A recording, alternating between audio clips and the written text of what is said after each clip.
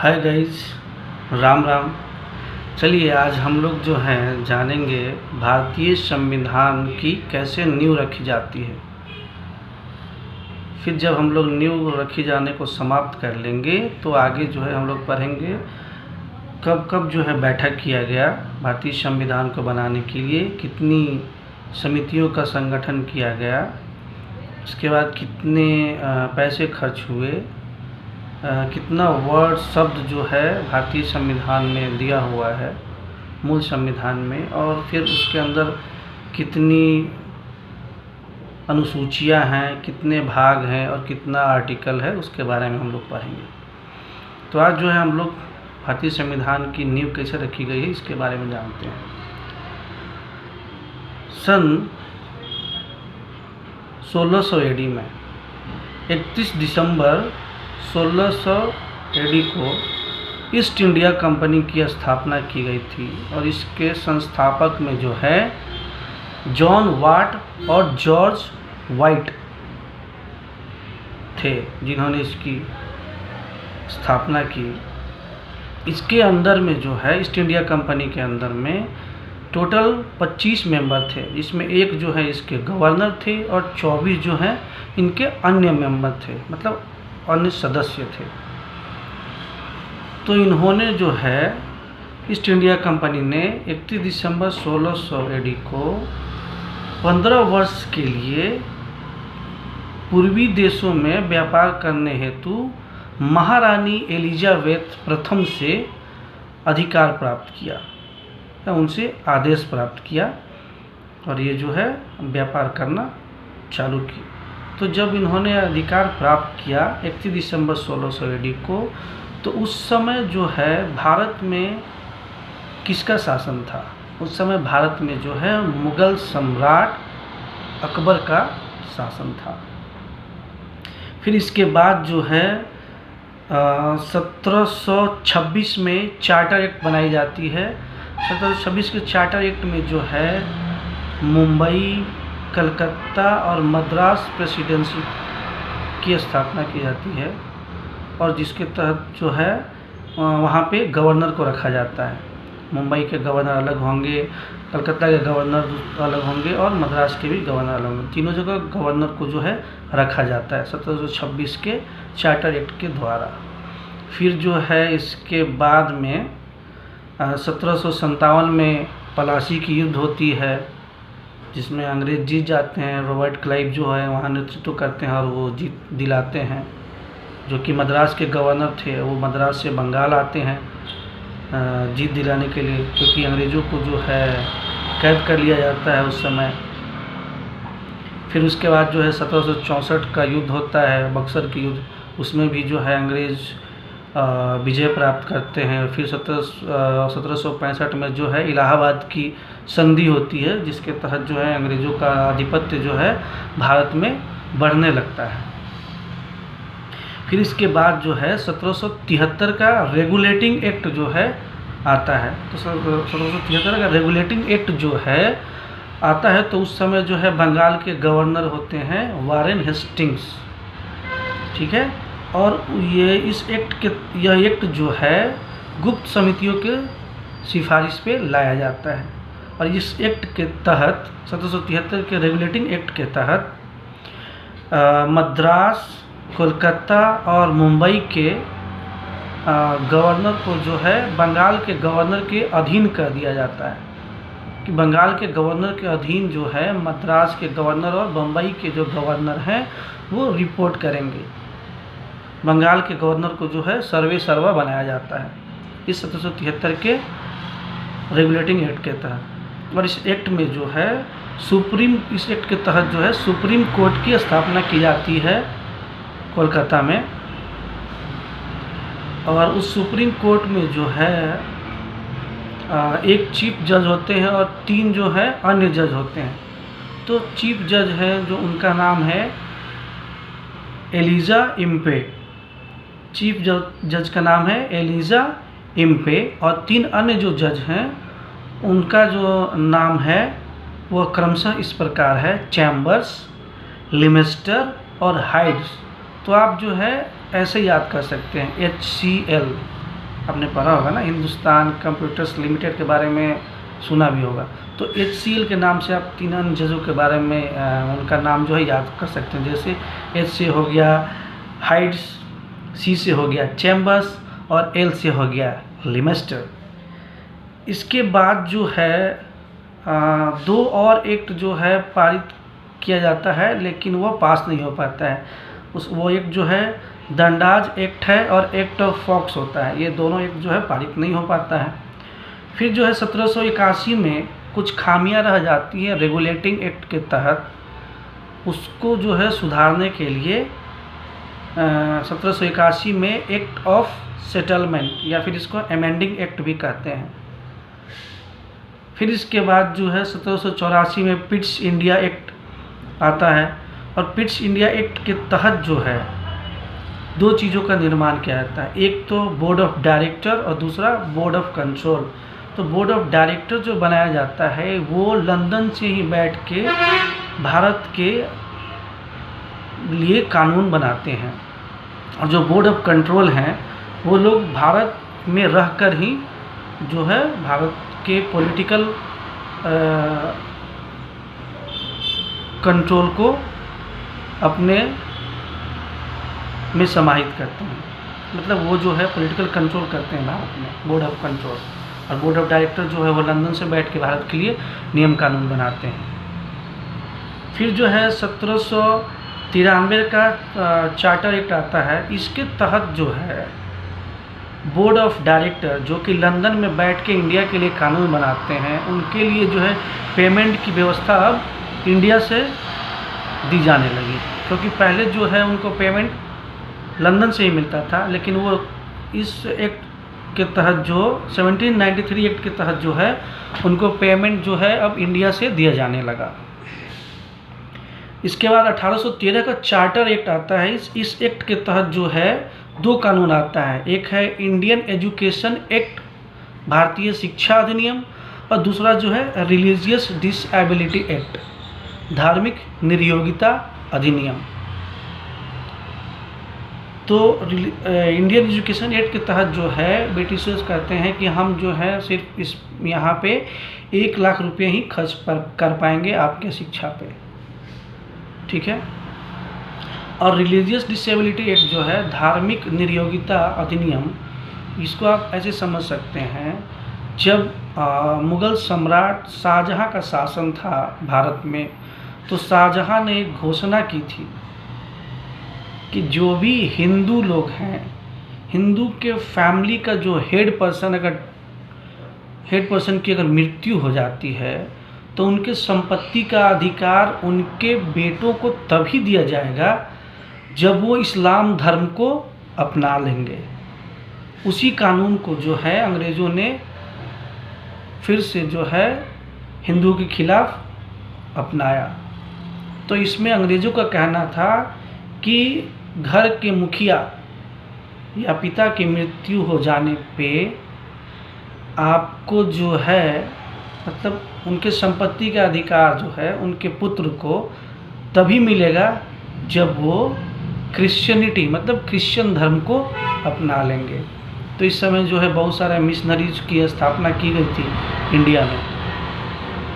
और इस 1813 के चार्टर एक्ट के तहत जो है कंपनी मोनोपोली को ख़त्म कर दिया गया। जो ईस्ट इंडिया कंपनी की मोनोपोली थी, एकाधिकार था, उसको समाप्त कर दिया गया। और जो है सभी ब्रिटेन वासियों को जो है बोल दिया गया कि आप लोग जाके जो है व्यापार कर सकते हैं। मतलब सभी के लिए व्यापार जो है अब खोल दिया गया था। पहले एकाधिकार था, सिर्फ ईस्ट इंडिया कंपनी कर सकती थी पूर्वी देशों में, अब जो है सबके लिए हो गया, सब लोग जाके व्यापार कर सकते थे इस 1813 के चार्टर एक्ट के तहत। लेकिन 2 चीज़ों पे जो है ईस्ट इंडिया कंपनी का अधिकार बना रहा, वो है चाइना और चीनी पे। चाइना से जो है व्यापार पे उनका मोनोपोली बना रहा, सिर्फ वही करेंगे। और चीनी का भी व्यापार सिर्फ ईस्ट इंडिया कंपनी ही करेगी और कोई नहीं कर पाएंगे। तो इन 2 चीज़ों पे जो है उनका मोनोपोली बना रहा। फिर जो है इसके बाद जो है 1833 का चार्टर एक्ट आता है। तो 1833 के चार्टर एक्ट के तहत जो है भारत में जो है गवर्नर जनरल का पोस्ट लाया गया। पहले गवर्नर का पोस्ट था, अब गवर्नर जनरल का पोस्ट लाया गया। तो पहले गवर्नर जनरल जो है लॉर्ड विलियम बेंटिक बने थे, जिन्होंने राजा राम मोहन राय के साथ मिलकर जो है सती प्रथा का उन्मूलन किया था। तो वो पहले गवर्नर जनरल बने थे इंडिया का 1833 के चार्टर एक्ट के तहत। फिर जो है 1834 में जो है विधि आयोग की स्थापना की गई और विधि आयोग के अध्यक्ष जो है बनाया गया था लॉर्ड मेकाले जी को। फिर इसके बाद जो है 1 नवंबर 1858 का एक्ट आता है और 1 नवंबर 1858 के एक्ट से पहले जो है 1857 की क्रांति हो जाती है हमारे देश में। 1857 की क्रांति में जो है अंग्रेज़ों ने दमन कर दिया पूरे क्रांति का और फिर उनका जो है एकाधिकार पूर्ण रूपेण जो है इंडिया पे हो गया। अब जब उनका एकाधिकार पूर्ण रूपेण हो गया तो वो लोग जो है 1 नवंबर 1858 को जो है एक चार्टर एक्ट लाते हैं और उस चार्टर एक्ट के तहत जो है क्वीन विक्टोरिया का जो घोषणा पत्र है इलाहाबाद में पढ़ा जाता है और उस घोषणा पत्र में जो है लिखा हुआ रहता है कि governor general, board of director और बोर्ड ऑफ कंट्रोल का जो है पोस्ट को समाप्त कर दिया जाता है और नए पोस्ट वायसराय की पोस्ट की पुष्टि की जाती है। मतलब घोषणा की जाती है कि नया पोस्ट जो है वायसराय, अब इंडिया का सिर्फ एक वायसराय होगा और वायसराय के अंडर में जो है 15 मेंबर की कमेटी होगी, जिसमें 8 मेंबर की कमेटी जो है लंदन में रह के कंट्रोल करेगी और 7 मेंबर की जो ब्रिटिशर्स कमेटी है वो इंडिया में रहकर कंट्रोल करेगी। तो सारे मेंबर जो थे ब्रिटिशर ही थे, इसमें कोई भी इंडियन को चांस नहीं दिया गया था 1858 के चार्टर एक्ट के तहत। ठीक है, और इस समय जो है पहले वायसराय बनाए गए थे लॉर्ड कैनिंग। तो क्वेश्चन आ सकता है कि लास्ट गवर्नर जनरल कौन थे, तो लॉर्ड कैनिंग ही थे और पहले वायसराय भी लॉर्ड कैनिंग ही बने 1858 के चार्टर एक्ट के तहत। ठीक है, फिर इसके बाद जो 1861 में जो है इनको वायसराय को यह अधिकार मिला होता है कि वह जो है नए स्टेट का निर्माण कर सकते हैं, नए स्टेट के सीमा का निर्धारण कर सकते हैं, उसका नामकरण कर सकते हैं और इसके साथ साथ वो अध्यादेश भी जारी कर सकते हैं। इसके बाद जो है 1873 में एक एक्ट आता है चार्टर एक्ट। इसके तहत जो है कहा गया कि ईस्ट इंडिया कंपनी के व्यापार के अधिकार को हम कभी भी समाप्त कर सकते हैं और इसी एक्ट के तहत जो है 1 जनवरी 1884 को ईस्ट इंडिया कंपनी को करीब 283 सालों के बाद समाप्त कर दिया गया था। इसके बाद जो 1876 का एक्ट आता है। 1876 के एक्ट के तहत जो है ब्रिटेन के महारानी को, मतलब ब्रिटेन की महारानी को जो है साम्राज्ञी का उपाधि दिया जाता है, मतलब वो भारत की साम्राज्ञी होंगी। इसको जो है हम लोग रॉयल एक्ट बोलते हैं, 1876 का रॉयल एक्ट बोलते हैं। ब्रिटेन की महारानी जो है भारत की साम्राज्ञी कही जाएगी। उस समय जो महारानी थी वो थी क्वीन विक्टोरिया। फिर जो 1892 का अधिनियम आता है। 1892 के अधिनियम के तहत जो है बजट जो पेश करते थे केंद्रीय असेंबली में, उस बजट में जो है भारतीयों को पार्टिसिपेट करने का अधिकार तो था और प्रश्न पूछने का भी अधिकार था, लेकिन वोटिंग देने का अधिकार नहीं था। फिर इसके बाद जो 1909 का मार्ले मिंटो अधिनियम आता है। मार्ले जो थे वो भारत के सचिव थे और मिंटो जो हैं वायसराय होते हैं। तो इन्होंने जो है डिवाइड एंड रूल, फूट डालो और शासन करो की पद्धति का इस्तेमाल किया। ये जो है मुस्लिम और हिंदुओं में जो है फूट डालने का कोशिश करते हैं, जातिगत निर्वाचन प्रणाली व्यवस्था करके, क्योंकि वो जो है इन लोगों को अलग करना चाहते थे और इसके माध्यम से ही जो है वो शासन करना चाहते थे। तो ये जो है मार्ले मिंटो सुधार जो है, यह जो है अरुणदेल कमेटी की सिफारिश पे लाया गया था। ठीक है, और उस समय जो है मार्ले मिंटो सुधार में जो है, मैंने जो आपको बताया कि वो 15 सदस्य का जो कमेटी बना था वायसराय के अंडर में, उस कमेटी में जो है अब 2 भारतीयों को भी शामिल किया गया था पहली बार इस 1909 के अधिनियम के द्वारा। तो वो 2 भारतीय जो हैं शामिल हुए थे, उनका नाम है केसी गुप्ता और सैयद हुसैन बिलग्रामी। केसी गुप्ता और सैयद हुसैन बिलग्रामी जो है वायसराय के मंत्री परिषद के अंदर में और वायसराय के मंत्रिमंडल के अंडर में जो है रखे गए थे, उनको डाला गया था। इसके बाद जो है 1919 का एक्ट आता है, जिसको हम लोग जो है मॉन्टेग्यू चेम्सफोर्ड सुधार बोलते हैं। मॉन्टेग्यू जो है भारत के सचिव होते हैं और चेम्सफोर्ड जो हैं यह वायसराय होते हैं। तो 1919 के अधिनियम के तहत जो है यहाँ पे सेल्फ डोमिनियन, स्वशासन की व्यवस्था करने की घोषणा की गई। उसके बाद रिस्पॉन्सिबल रूल, उत्तरदायी सरकार बनाने की भी घोषणा की गई। उसके बाद जो है कम्युनल डिवीज़न की भी घोषणा की गई थी उस समय, जिसके विरोध में जो गांधी जी जेल भी गए थे। और इसी समय जो है जालियांवाला बाग हत्याकांड भी होता है 1919 में। तो इसी समय जो है सेंट्रल लेजिस्लेटिव काउंसिल, केंद्रीय मंत्रिमंडल परिषद में जो है 2 चीज़ों का गठन किया गया। एक तो जो है राज्य परिषद का गठन किया गया और दूसरा विधानसभा का गठन किया गया। तो राज्य परिषद जो है उसको अपर हाउस बोलते थे, वो 5 वर्षों के लिए रखा गया और विधानसभा जो है वो लोअर हाउस 3 वर्षों के लिए रखा गया था। अब 1919 के एक्ट के बाद में जो है 1965 का अधिनियम, 1919 के एक्ट के बाद जो है 1935 का अधिनियम आता है, जो कि 4 अगस्त 1935 को लॉर्ड लिंगलिथगो के द्वारा जो है इसको दिया जाता है। और इसी अधिनियम से जो है बहुत सारे